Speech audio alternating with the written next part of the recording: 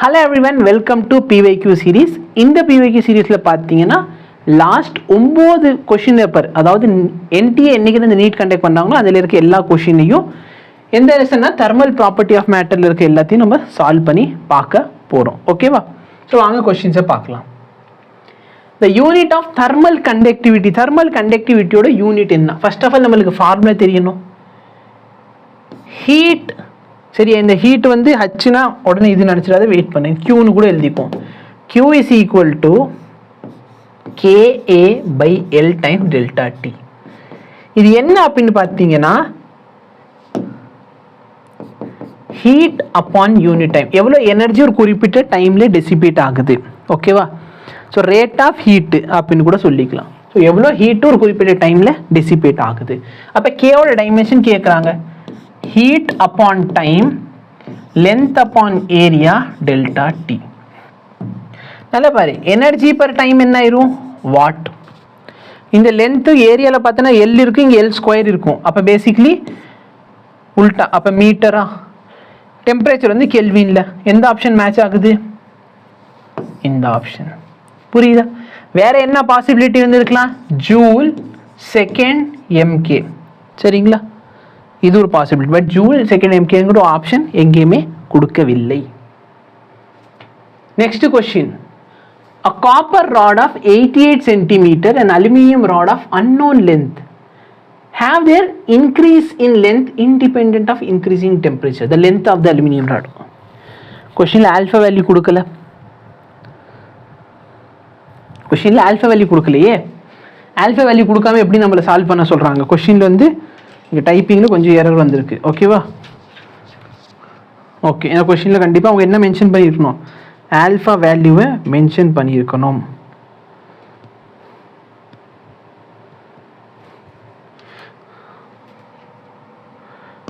Alpha of copper 1.7 into 10 power minus 5. Alpha of aluminium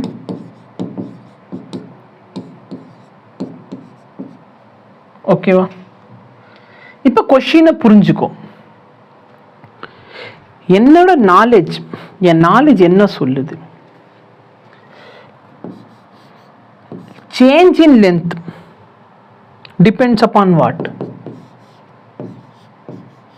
change in temperature. அப்போ நான் டெம்பரேச்சரை change பண்ணால் என் length என்ன ஆகும்? சேஞ்ச் ஆகும். கரெக்டாக இல்லையா? லென்த்தை நான் சேஞ்ச் பண்ணால் டெம்பரேச்சர் சேஞ்ச் பண்ணால் லென்த் என்ன ஆகும்? சேஞ்ச் ஆகும். அப்போ லென்த் இன்க்ரீஸ் ஆகுமா? ஆகாது, ஆகும். அப்போ இன்க்ரீசிங் லென்த் வந்து பார்த்தீங்கன்னா எதை பொறுத்து இருக்கும்? டெம்பரேச்சரை பொறுத்து இருக்கும். பட் அவங்க என்ன சொல்கிறாங்க? Independent of. என்ன சார் இது எப்படி சார் சாத்தியம் அப்படின்னா யோசிச்சு பாரு. என்கிட்ட 2 லென்த் வயர் இருக்குது, சரியா? ஒன்று காப்பர், இன்னொன்று அலுமினியம். இந்த ரெண்டுத்துக்கு ஏதோ ஒரு லென்த் இருக்குன்னு வச்சுக்கோ, சம் வேல்யூ X இருக்கு.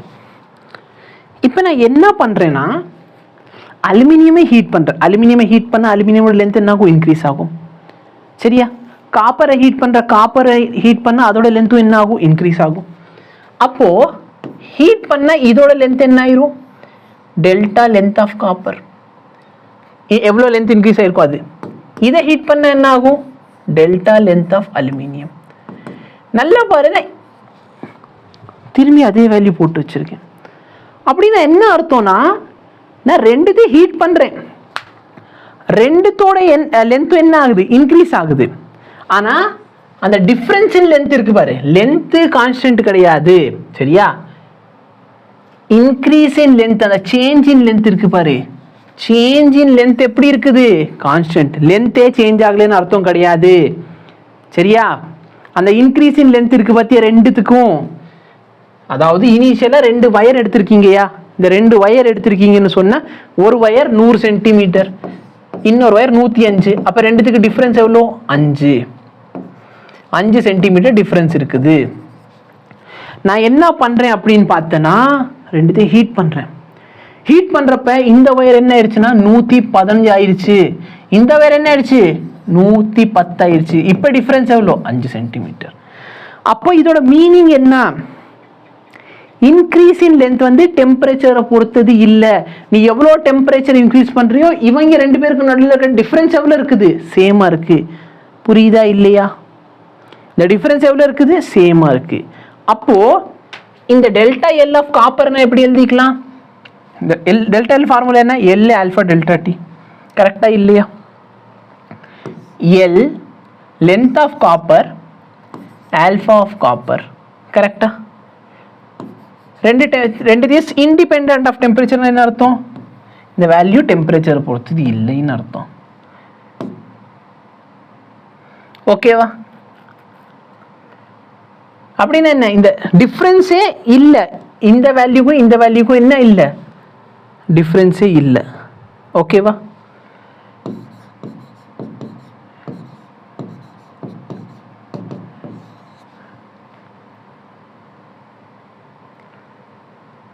என்ன பண்ணி வச்சிருக்கேன்ட்டு புரியுதா?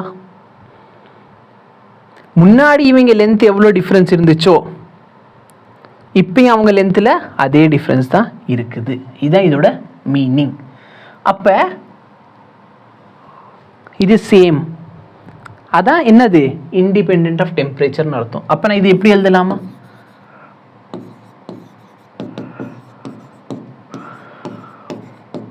இந்த மாதிரி 2-3 கொஸ்டின் வந்திருக்கு. அப்போ சேம் டைப் ஆஃப் கொஸ்டின் நீ எக்ஸ்பெக்ட் பண்ணலாம்.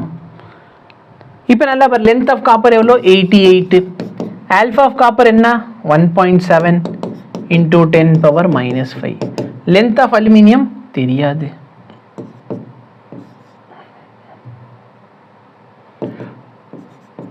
ஆல்ஃபா ஆஃப் அலுமினியம் என்ன? 2.2 into 10⁻⁻5. நல்லா பாரு, இந்த 10⁻⁻5 இந்த 10⁻⁻5 இந்த புள்ளி இதோட போயிருச்சு. 22 1 time, 22 4 times. 4 into இது 68 சென்டிமீட்டர். புரியுதா?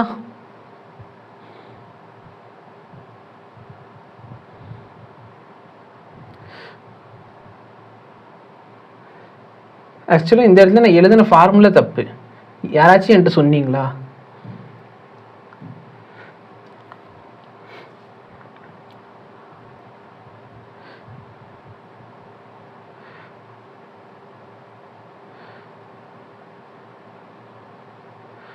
சேஞ்ச் இன் லென்த்னா ரெண்டு லென்த்துக்கு நடுவில் இருக்க டிஃப்ரென்ஸ் தானே change in length.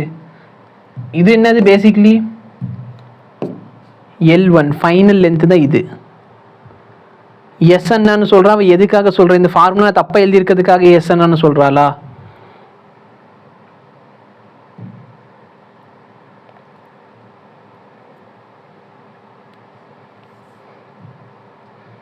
Change in length formula என்ன?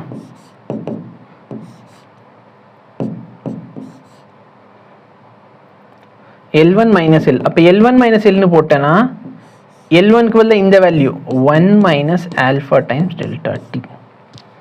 ஓகேவா?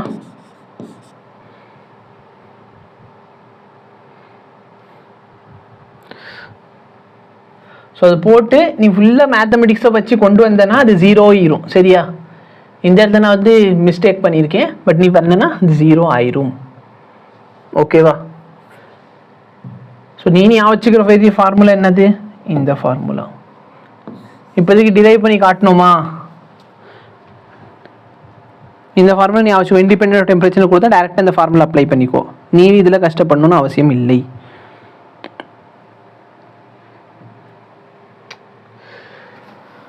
நல்லா பாரு, லென்த் ஆஃப் காப்பர் இனிஷியலாக லென்த் ஆஃப் காப்பர் ஏதோ ஒரு வேல்யூ இருக்குது. டெம்பரேச்சர் இன்க்ரீஸ் பண்ணால் அதோட காப்பரோட லென்த்து என்ன ஆகும்? இன்க்ரீஸ் ஆகும். கரெக்டா? அப்போது அந்த டிஃப்ரென்ஸ் இருக்குது பார்த்தியா? எல் டேஷ் ஆஃப் காப்பர், இதுதான் delta L.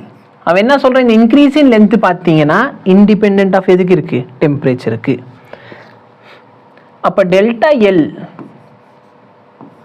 Of copper is equal to delta L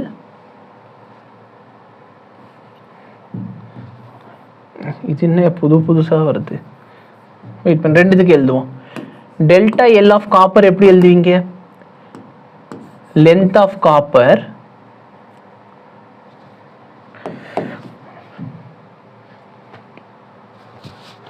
L1 வந்து ஆல்ஃபா, இது இன்க்ரீஸ் ஆனது. அப்போ ஃபைனல்னா இந்த வேல்யூ மைனஸ் இந்த வேல்யூ. ஏன்னா என்னடா இன்னைக்கு நான் என்ன தப்பு பண்ணாலும் நீங்கள் சொல்லவே கூடாதுன்னு இருக்கீங்களா? கரெக்டா? இதானே வரும். 1 மைனஸ் வருமா, இதுலேருந்து இது வருமா? சேஞ்ச் இன் லென்த் வேணும். அப்போ இது கண்டிப்பாக எல்லாம் கேட் ஆகுது. அப்போ ஃபைனல் லென்த்து பெருசாக இருக்கணும். அப்போ ஃபைனல் லென்த்லேருந்து இனிஷியல் லென்த்து சப்ராக்ட் பண்ணணும். Final length minus initial length.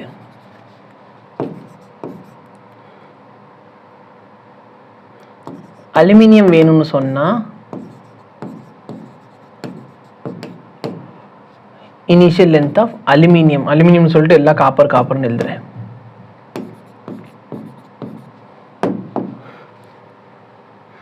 இப்போ length of copper minus length of aluminium எவ்வளவு வந்துச்சு? ஏதோ சம் எக்ஸ் வேல்யூ. இந்த வேல்யூ எதுக்கு ஈக்குவலா இருக்க போகுது? எக்ஸுக்கு ஈக்குவலா இருக்க போகுது. இது ரெண்டுத்தையும் நான் சப்ராக்ட் பண்ண இந்த வேல்யூ இந்த வேல்யூ சப்ராக்ட் பண்ணுவேனா?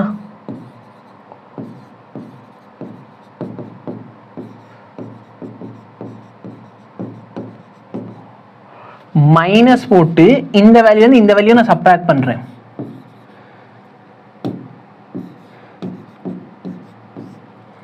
ஓகேவா? ஃபார்முலா எனக்கு மறந்து போய் நான் நல்லா குழப்பிக்கிட்டு இருக்கேன். ஆக்சுவலி இது ஃப்ரண்ட்ல வரும்.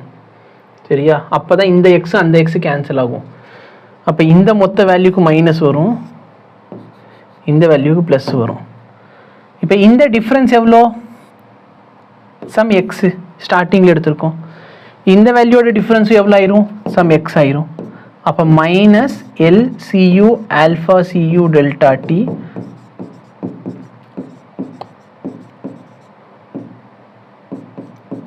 Plus X. இந்த எக்ஸ் கேன்சல் ஆகும். அப்போதான் இந்த வேல்யூ 0 ஆயிடுச்சு. இந்த வேல்யூ 0 ஆனதுக்கப்புறம் இது ரெண்டு சைடு ஈக்குவேட் பண்ணிட்டேன்னா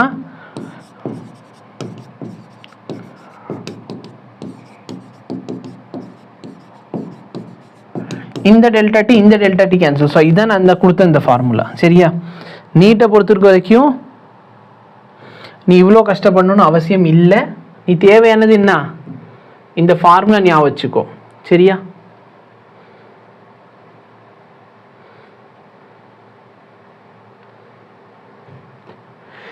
ஆக்சுவலாக இப்படி எழுத மாட்டோம், இப்படி தானே இந்த ஃபார்முலா எழுதுவோம். ஆனால் ஏன் அப்படி எழுதுறோம்?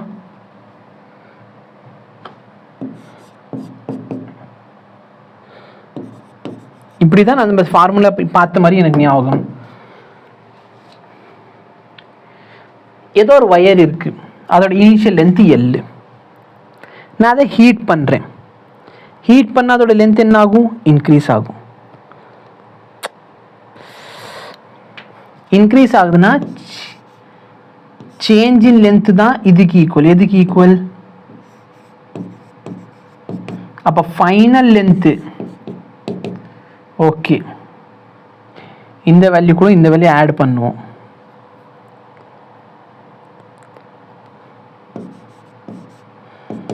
Initial length plus change in length. அப்போ சேஞ்ச் இன் லென்த் வேணும்னு சொன்னால்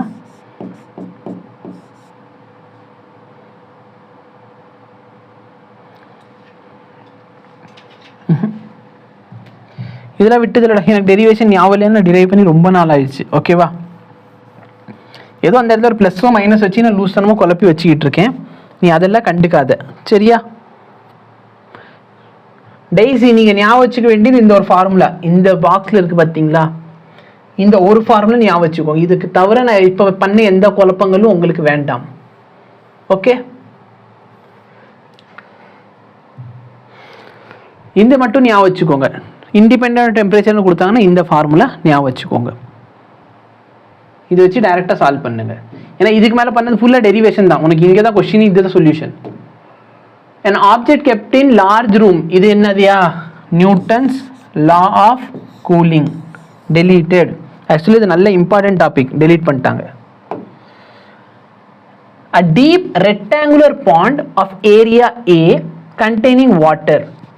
அதோட ஸ்பெசிஃபிக் கெப்பாசிட்டி டென்சிட்டியில் கொடுத்துருக்காங்க. is located in a region where the outside air temperature in a steady state is இவ்வளவு. thickness of the frozen ice layer at a certain instant is x. x அளவுக்கு ice வந்து freeze ஆகிருக்குது. ஓகேவா? the thermal conductivity of the ice வந்து கேவா இருந்தால், specific latent heat of the fusion வந்து எல்லா இருந்தால், rate of increase of thickness of the ice layer at a constant. Okay, நல்லா பாரு, இந்த Q rate of heat கரெக்டா இல்லையா, amount of heat per unit time, இதோட ஃபார்முலா நான் எப்படி எழுதலாம், K A delta T divided by length L. Question கொஞ்சம் புரிஞ்சுக்கோ. K வந்து என்னது, கண்டக்டிவிட்டி. A வந்து ஏரியா ஆஃப் பாண்ட். பேசிக்லி தண்ணி வந்து சரியா -26 டிகிரிக்கு போகுது அப்படின்னு சொன்னால் பேசிக்லி அந்த இடத்துல என்ன நடக்குது, தண்ணியோட டெம்பரேச்சர் சேஞ்ச் ஆகுது. தண்ணியோட டெம்பரேச்சர் எங்கேருந்து எங்கே சேஞ்ச் ஆகுது, 0லேருந்து 26க்கு சேஞ்ச் ஆகுது. கரெக்டாக இல்லையா? அப்போ final minus initial, initial minus மாற்றி போட்டுக்கோ. எவ்வளோ லென்த்தில் இருக்குது, எந்த இடத்துல, எக்ஸ் திக்னஸில் அந்த இடத்துல ஐஸ் கட்டி ஆல்ரெடி இருக்குது. எக்ஸ் திக்னஸில் ஆல்ரெடி ஐஸ் கட்டி என்ன இருக்குது, இருக்குது. ஓகேவா? இப்போ பாரு, அவங்க என்ன சொல்கிறாங்கன்னா தண்ணி வந்து என்ன ரேட்டில் ஐஸாக மாறுது அப்படி தான் போட்டிருந்தான். The rate of increase of thickness of ice, கீழே தண்ணி இருக்கு, அந்த தண்ணி என்னவோ மாறணும், ஐஸாக மாறணும். தண்ணி என்னவோ மாறணும், ஐஸாக மாறணும். அப்போ நான் கொடுக்குற எனர்ஜியில் என்ன ஆகணும், m டைம்ஸ் L. கரெக்டா இல்லையா? நான் கொடுக்குற எனர்ஜி வந்து m டைம்ஸ் L ஆயிடுச்சுன்னா அது என்ன ஆகுது, எதுலேருந்து எது கன்வெர்ட் ஆகுது, லேட்டன் ஹீட் ஆஃப் ஃபியூஷன். கரெக்டா இல்லையா? இப்போ இந்த m இன் டர்ம்ஸ் ஆஃப் mல கொடுக்காம டென்சிட்டி இன்டூ வால்யூம் கொடுக்குறான். டென்சிட்டினா ரோன்னு எழுதலாம், வால்யூம்னா ஏரியா இன்டூ திக்னஸ்னு எழுதலாம். ஏன்னா இப்போ தான் திக்னஸ் சேஞ்ச் ஆகுது. அப்போ அவன் இது என்னது, எக்ஸுங்கிறது என்னது, எவ்வளோ திக்னஸ் ஒரு குறிப்பிட்ட டைமில். அப்போ ரேட் ஆஃப், புரியுதா, rate of increasing the thickness of the ice. எக்ஸுங்கிறது என்னது, திக்னஸ் ஆஃப் ஐஸ். அப்போ எவ்வளோ ரேட்டில் அது இன்க்ரீஸ் ஆகுது, இதான் அவங்க கேட்குறாங்க. 26 KA by X. இந்த இடத்த நல்லா பாரு, இந்த A கேன்சல். அப்போ dx by dt என்ன ஆக போகுது, 26K by rho Lx, Rolex. கரெக்டா? 26K by rho Lx, Rolex.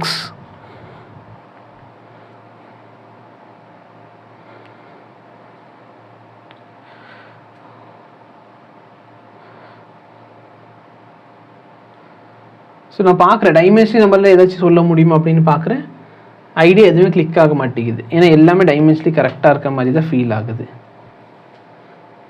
Row into X ஸ்கொயரோட டைமென்ஷன் என்ன வரும், mass L square L power -1 T power -2. இந்த இடத்துல இது டைமென்ஷனலி கரெக்டானு செக் பண்ணு. இந்த இடத்துல டைமென்ஷனலி டவுட் வருது. Rho x square, rho x square dimension என்ன, m L square L power -3. கரெக்டா?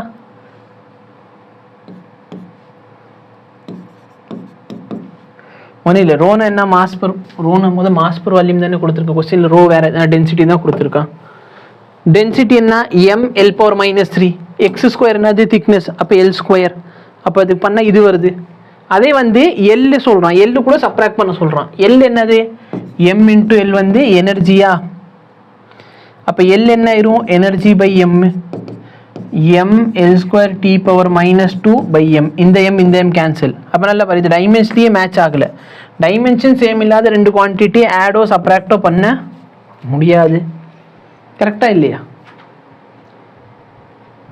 இதில் ஆர் என்ன, மிச்சம் ரெண்டு ஆப்ஷனில் ஆர் யூஸ் பண்ணியிருக்கேன். அது ஆர் என்ன,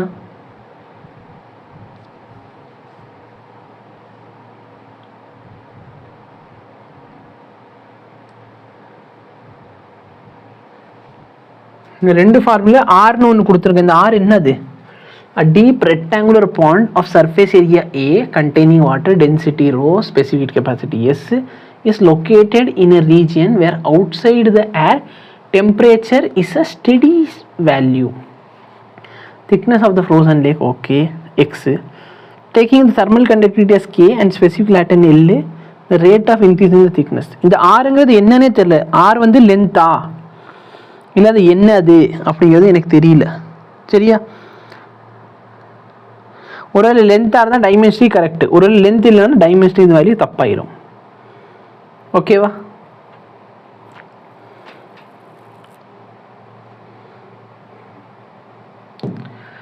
The quantity of heat required to raise the temperature of two solid sphere. நல்லா பண்ண எவ்வளோ ஹீட் கொடுத்தா டெம்பரேச்சர் இன்க்ரீஸ் ஆகும்? இந்த formula ms delta Diya.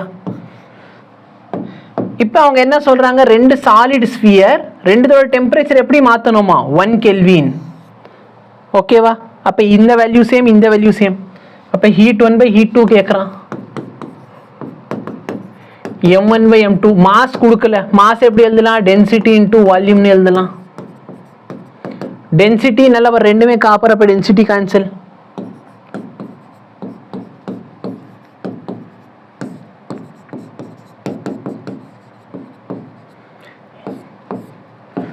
R1 by R2 the whole cube.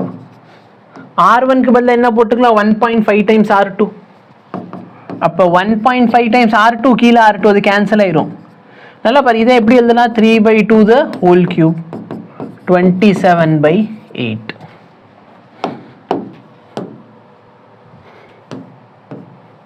புரியுதா? Very good Jyothika. A cup of coffee, Newton's law of cooling. Delete ஆயிடுச்சு. இப்போ Newton's of cooling deleted தானே. நான் பாட்டுக்கு இல்லைன்னா அந்த இதில் இருக்கேனா, நான் பாட்டுக்கு டை இல்லாமல் ஓகே அது டெலீட் ஆயிடுச்சு. ஒருத்தர் ஆக்சுவலி ஒரு கொஸ்டின் கேட்டிருந்தாரு.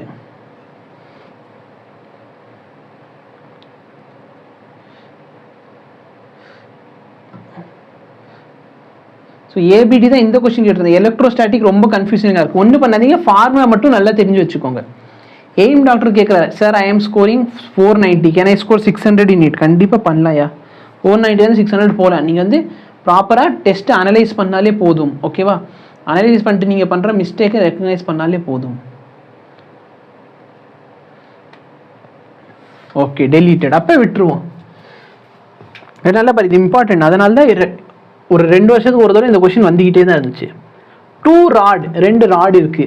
1 is made up of copper and another is made up of steel of same length same, area of cross section same, are joined together.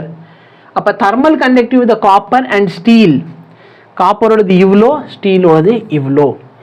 free end, copper வந்து 100ல வச்சிருக்க, steel வந்து 0ல வச்சிருக்கீங்க.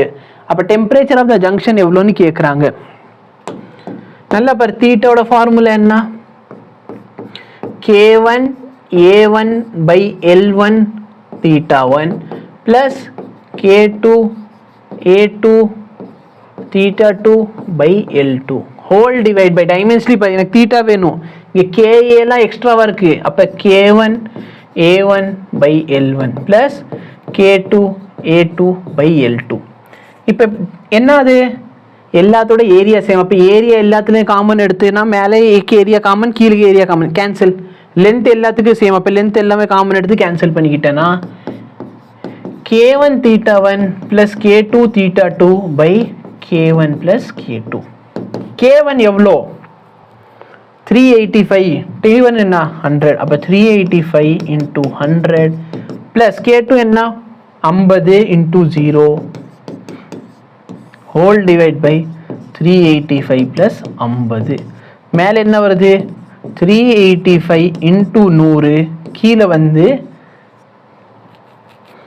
435. கரெக்டா? 5 டேபிளில் மட்டும் கேன்சல் பண்ணிக்கோ.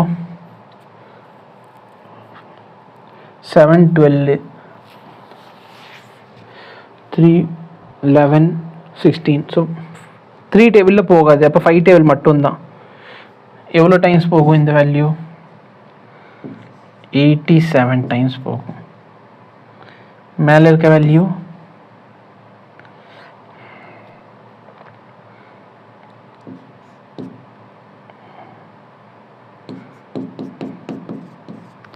கரெக்டா?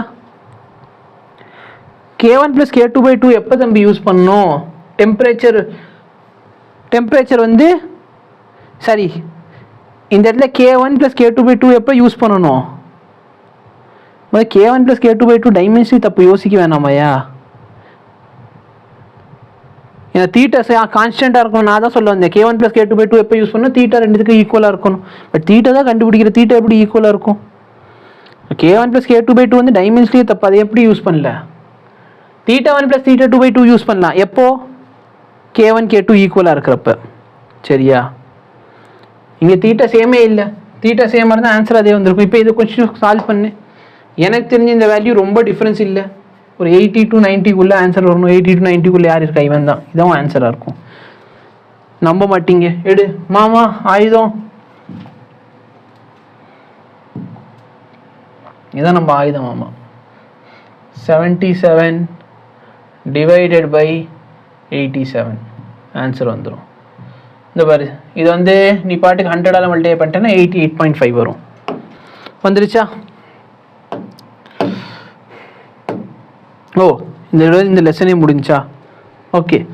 ஸோ இதோட பார்த்தோன்னா இந்த லெசன் கம்ப்ளீட் ஆயிடுச்சு. அகெயின் இந்த லெசனில் எதெல்லாம் மோஸ்ட்டாக ரிப்பீட் ஆகுது அதெல்லாம் ஒரு தடவை பார்த்துக்கோ. ரிப்பீட் ஆகிறத மட்டும் மற்ற PYQ கொஷின்ஸ் எல்லாத்தையும் அந்த டாபிக் ரிலேட்டடாக நல்லா ரிவைஸ் பண்ணி வச்சுக்கோங்க. ஓகேவா? மோஸ்ட் இம்பார்ட்டன்ட் டாபிக்ஸ் எல்லாத்தையும் நல்லா ரிவைஸ் பண்ணி வச்சுக்கோங்க. சரியா? So thank you so much. Have a nice day.